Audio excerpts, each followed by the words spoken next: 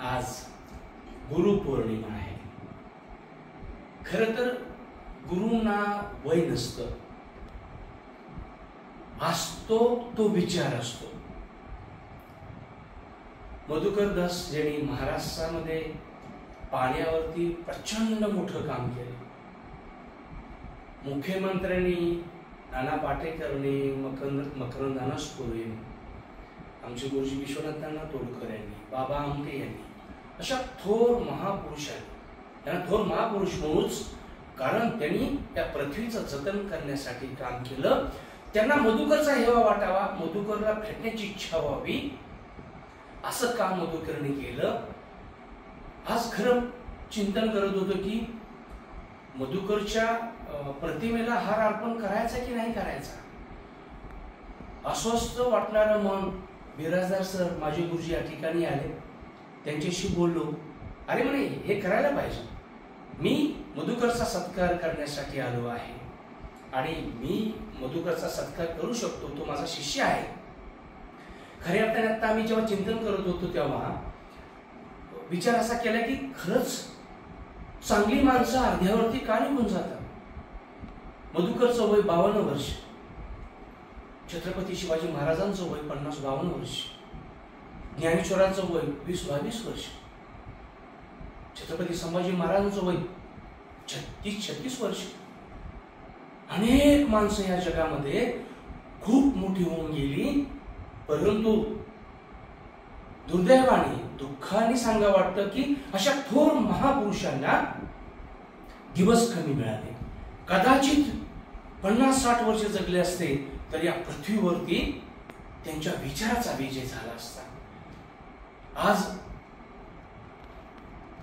दुःख पाठीशी घेऊन मधुकरांची आठवण आल्याशिवाय राहत नाही। मी सरांना विनंती करतो की आपण आपल्या शुभ हस्ते मधुकराच्या प्रतिमेस पुष्प अर्पण करा।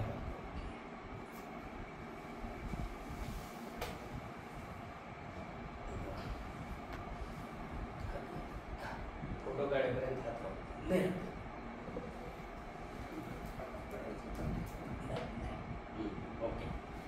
सरांना विनंती करतो की सर मधुकरांच्या बद्दल थोडस व्यक्त व्हा।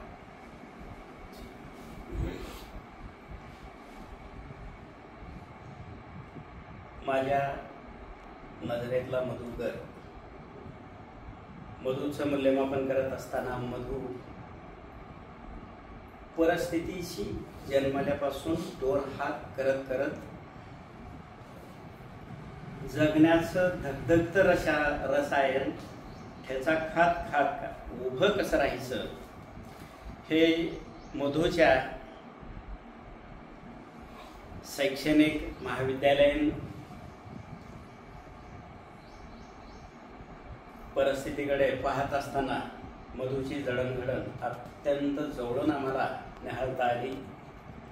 मधूचा स्वभाव अत्यंत मितभाषी, स्वभावातला गोडवा खूप दांडगा।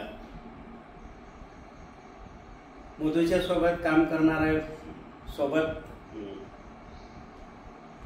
2 हार्ट्स 1 सॉन्ग अशा पद्धतीची 2 प्रकृती आणि दोघांमध्ये असा एक श्वास या पद्धतीची मैत्री, आघाड अशा पद्धतीची प्रगाढ अशा पद्धतीची ही मैत्रीला एक निखळ मैत्री कशी असावी, महाविद्यालयीन या आमच्या संपर्कात आलेल्या या तत्कालीन काळात ते विद्यार्थी आणि तदनंतरच्या काळात समाज ऋणाच्या परतफेडीसाठी, रंजल्या गांजल्यासाठी, गरजू माणसांसाठी मदतीचा हात घेऊन जाता येईल काय याच्यासाठी ही तयार झालेली रसायनं आणि खऱ्या अर्थाने महाविद्यालयात त्यांना मिळालेलं जे विचारधन होतं की माणसं परिस्थितीशी 2 हात करता करता आपण उभा राहत असताना उभा राहण्याचा प्रयत्न हा पहिल्यांदा स्वतःचा नाही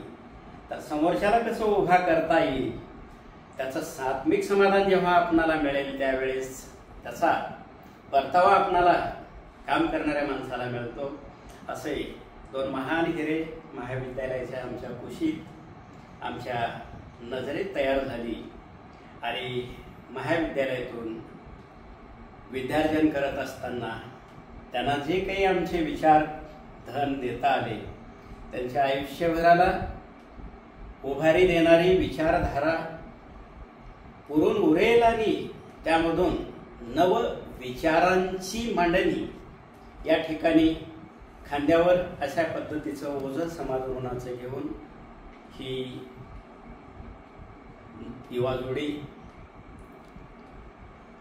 कळमच्या त्या कुशीमध्ये उभं राहत होती. शिकण्याची धडपड होती, पण शिकण्याची ऐपत नव्हती. परिस्थिती खूप अडचणीची होती. भूक लागल्यानंतर पोटाला 2 घास भरवण्याची ताकद देखील नव्हती. उपासमारीनं दिवस काढण्याचे ते दिवस होते, पण पोटात भुकेची आग घेऊन कधीही त्याचं गाऱ्हाणं आणि भांडवल मात्र या जोडीने कधीच केलेलं नाही. त्यामध्ये भूमिपुत्र आणि मधुकर धस. मधू आणि भूमिपुत्र दोघेही महाविद्यालयातल्या जीवनामधून जेव्हा ग्रॅज्युएट होऊन बाहेर पडले, घरटं रिकामं झालं. पाखरांच्या या वैश्विक विश्वामध्ये पंखामध्ये बळ स्थिरावलेलं होतं आणि ही पाखरं भरकन महाविद्यालयाच्या जीवनामधून शैक्षणिक प्रवाहामधून भरकन उडून गेली. जात असताना 1993चा साल आठवतो. संकट देखील कधी कधी माणसाला घडवत राहतात. संकट हे खऱ्या अर्थानं संकट नसून संकट ही एक उद्याची भविष्यातली नांदी आहे. त्यातून भूमिपुत्र 1993च्या 30 सप्टेंबर 1993च्या पहाटेच्या प्रहरी या परिसराला लातूर आणि धाराशिव जिल्ह्यातल्या तेरणाघाटच्या 52 गावांचा बेचिराग अशा पद्धतीची होत्याचं नव्हतं, घरं कुठे होती हे ठाण पत्ता देखील लागलेला नाही, अशी विस्कटलेली घडी या मराठवाड्याच्या तेरणाकाठावरच्या 52 गावांनी या ठिकाणी या आजूबाजूच्या गावामध्ये जिवंत असणारी आमच्यासारखी जी मंडळी होती त्यांनी जवळून निरीक्षण करता आलं. आणि भूमिपुत्रांचा ओढा कळम त्या ओढीनं सोबत काहीच नाही, मदत कुणाची नाही, काय होईल तिथं, राहायला मिळेल का, खायला मिळेल की नाही याचा थांगपत्ता देखील नव्हता. आणि अशा परिस्थितीमध्ये मुठभर अशा तरुणांना सोबत घेऊन त्यांनी सास्तूर जवळचा होळी चिंचोली या ठिकाणी त्या ठिकाणी तंबू उभे केले. निवाऱ्याची बंडाळ, ऊन वारा थंडी पाऊस सारा अंगावर घेऊन उद्ध्वस्त झालेल्या माणसांच्या आणि जिवंत असणाऱ्या माणसाला उभारी देण्यासाठी जीवाचं रान करून या ठिकाणी अनेक भूकंपग्रस्त भागातून मदतीचा हा ठेवा त्यांच्यापर्यंत पोहोचवण्यासाठी भूमिपुत्र या ठिकाणी आले. त्यांच्यासोबत तत्कालीन काळात बहुतेक मधूही सोबत असेल हा.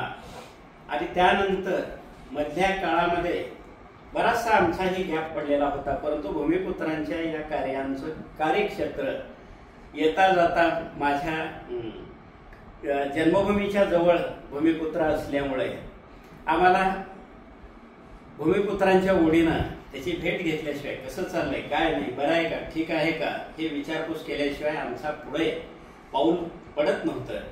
आणि 1993च्या भूकंपाने ही मोहरे ही अशा पद्धतीची बरीचसा समान असणारी माणसं या पंचक्रोशीतल्या माणसांच्या खचलेल्या मनाला उभारी आणि बळ देण्यासाठी मात्र या ठिकाणी ही प्रपंचावर तुळशीपत्र ठेवून विद्याताई आणि भूमिपुत्र या जोडीने या ठिकाणी खूप अशा पद्धतीचं नजर लागेल असं काम या ठिकाणी केलं. अजरामर काम, त्या कामामधून मात्र भूमिपुत्र आणि एका बाजूला विदर्भाच्या यवतमाळ जिल्ह्याच्या घाटंजी या ठिकाणी मधुकर धसनी आपलं काम त्या ठिकाणी सुरुवात केलं आणि त्या कार्याला इतकी प्रसिद्धी मिळाली की महाराष्ट्राच्या शासन व्यवस्थेला ती दखल घेऊन शासन त्या दरबारी जिथं मधुकर धसचं कार्यक्षेत्र होतं त्या कार्यक्षेत्रामध्ये हा लवाजमा त्या ठिकाणी मॉडेल म्हणून इतर ठिकाणी अशा पद्धतीचं काम आपल्याला रुजवता येईल काय म्हणून ते निरीक्षण करण्यासाठी ही सर्व यंत्रणा शासकीय त्या ठिकाणी कार्याला लागली आणि पाणीदार माणूस अशा पद्धतीचं महाराष्ट्राच्या नव्हे देशाच्या नव्हे तर जगाच्या पटलावरती असा गोड स्वभावाचा मितभाषी असणारा मधू काळाच्या दृष्ट लागण्याच्या एका बाजूला काम मोठं होतं, इतकं मोठं काम की हिमालयाची उंची देखील खुजी होऊ शकेल, आकाशाला व्यवस्थी घालण्याची ताकद ही मधूच्या कार्यामध्ये होती आणि मधू अत्यंत कमी वेळेमध्ये महाराष्ट्रातल्या एनजीओच्या संस्थेचा ऑर्गनायझर म्हणून अशी प्रसिद्धी आणि ख्याती मिळाली आणि ते आठवणीचे दिवस मागे वळून पाहत असताना मधूची आणि आमची भेट पुन्हा एकदा मधू एवढा मोठा झाला त्याचं कार्य आमच्यापर्यंत पोहोचलं म्हणून आपल्या महाविद्यालयातून हाताखालून गेलेली मुलं कुठं काय करतात याचा शोध घेत जेव्हा आम्ही धडपडत राहिलो त्यावेळेस मात्र आमच्या महाविद्यालयाच्या दुसऱ्या टप्प्यातल्या नॅकच्या त्या कमिटीमध्ये अशी कर्तबगार मुलं बोलावून अशा पद्धतीचा एक रेकॉर्ड करण्याच्या संदर्भामध्ये महाविद्यालयाने आणि नॅकच्या अंतर्गत असणाऱ्या व्यवस्थेने हे आव्हान केलं आणि मोबाईलचा काळ होता, नंबर भूमिपुत्रांकडून मिळाला आणि डायरेक्ट मधूशी आम्ही जेव्हा संवाद केला त्यावेळेस मात्र सर म्हणाले की मी तुमचा शब्द प्रमाण मानून मी कुठलीही वेळ सांगा त्या वेळेत त्या ठिकाणी तुमच्या त्या कार्यात असेल आणि जवळपास 2014 साली महाविद्यालयाचं 14 मधली घटना मधू 14ला महाविद्यालयाच्या नॅकच्या पेअर टीम समोर माझे विद्यार्थ्यांच्या मेळाव्यामध्ये मधूंचं कौतुक आणि सत्कार आणि त्याने केलेलं कार्य आमच्या महाविद्यालयाच्या ग्रेडमध्ये असं भरघोस ही त्या ठिकाणी भर पडली आणि महाविद्यालयाला B+ अशा पद्धतीचा दर्जा केवळ आणि केवळ मधूच्या महाराष्ट्र लेवलवरच्या शासन दरबारांच्या व्यवस्थेतून हा जो प्रसार झाला त्या प्रसारामधून महाविद्यालयाचं मूल्यांकन ग्रेड त्याची उंची वाढली गेली आणि ज्या दिवशी त्या टीम समोर मधूला उभं राहायचं होतं सभागृहामध्ये तत्पूर्वी मधू दुपारच्या वेळी महाविद्यालयात आल्याबरोबर सरळ तो आमचा शोध घेत भूगोल विभाग कुठं आहे अर्जुन मामाला विचारलं आणि अर्जुनने मधूला कॅबिनमध्ये आणलं. आल्याबरोबर त्यांनी माझ्या पायाचं दर्शन घेतलं. दर्शन घेत असताना त्याने एक सोबत अशा पद्धतीचं एक पुस्तक सोबत आणलेलं होतं आणि ते पुस्तक होतं एक होता कारवळ. अशा पद्धतीचं आपलं जगणं हे इतरांच्यासाठी असतं. आपलं जगणं हे स्वतःसाठी नसून इतरांच्यासाठी आपलं आगमन झालेलं असतं. त्या पुस्तकांचा ठेवा आम्हालाही वाचन करून उलगडता येत असताना आम्हीही त्या मार्गावरून थोडंसं धडपडत राहिलो. गरजू विद्यार्थ्यांसाठी मधूसारखं समाजातल्या गोरगरीब मुलांच्यासाठी मदतीचा हात देण्याचा उपक्रम आम्हीही भूमिपुत्रांनी मधुकर धस यांच्याकडे पाहत पाहत आम्हालाही करता आलं. या साऱ्या अजरामर स्मृतींना उजाळा देत असताना मन भरून येतं. परंतु एक कर्तबगार कार्यकर्त्याला नजर लागण्याचा प्रकार झाला आणि जेव्हा तब्येतीची तक्रार जेव्हा समोर आली त्यावेळेस मात्र मधू कमीत कमी दिवसामध्ये उपचाराखाली असतानाच मधू आमच्यातून निघून गेला आणि मनाचा कोपरा रिता राहिला. पण मधू तुझ्या जाण्यामुळं तू जरी गेलेला असलास त्याची भरपाई तर होणार नाही, पण तुझं कार्य मात्र चिरंतन अशा पद्धतीच्या सूर्यचंद्राच्या, जोपर्यंत ही सूर्यचंद्र तारे आहेत तोपर्यंत तुझं कार्य, या तू जिथपर्यंत कार्य केलास आणि त्या कार्याचा ठेवा हा पुस्तकामधून तुम्ही जी पुस्तक रूपाने ग्रंथसंपदेमध्ये आला तो अजरामर अशा पद्धतीचा झाला. म्हणून येणं आणि जाणं आपल्या हाती नाही, पण येण्या जाण्याच्या या वाटचालीमध्ये मात्र आपल्या हातून घडून गेलेलं कार्य इतरांच्यासाठी किती बलवत्तर होतं यासाठी समाजवनाची परतफेड मोठ्या पद्धतीनं तू केलास. एक पाणीदार माणूस नावाचा एक अशा पद्धतीचा शब्द धारण केलेला मधू, तो हवासा वाटणारा आम्हाला मधू साऱ्या अश्रूंच्या गर्तेत सोडून गेला. तो असायला पाहिजे होतास, परंतु काळाने तुला हिरावून नेलं. तुझ्या स्मृतीला उजाळा देत असताना मात्र पुन्हा परतून ये, पुनर्जन्म असेल तर आम्ही वाट पाहतोय आणि पुन्हा एकत्रित येऊया आणि पुन्हा नव्याने येणाऱ्या भविष्य काळातल्या त्या अडचणीत त्या ठिकाणी काम करत असताना पुन्हा उभारी घेऊया. ही अशा पद्धतीची श्रद्धांजली अर्पण करतो आणि थांबतो. जय हिंद, जय महाराष्ट्र.